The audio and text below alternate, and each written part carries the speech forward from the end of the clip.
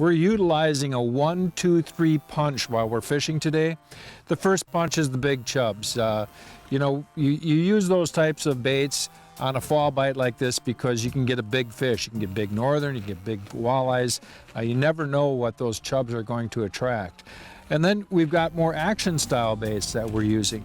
The first one here is called the Johnny Darter. We're using that to snap vertically. It's a great vertical jigging bait. And then I've got a shiver minnow on this rod. I actually cast with this bait.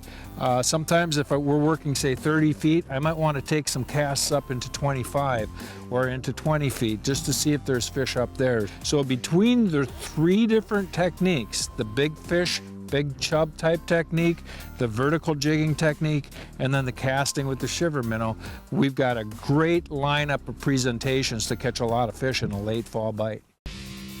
Thanks for watching. Hit the subscribe button and click on the bell to stay up to date with the latest tips and techniques to help you get the next bite.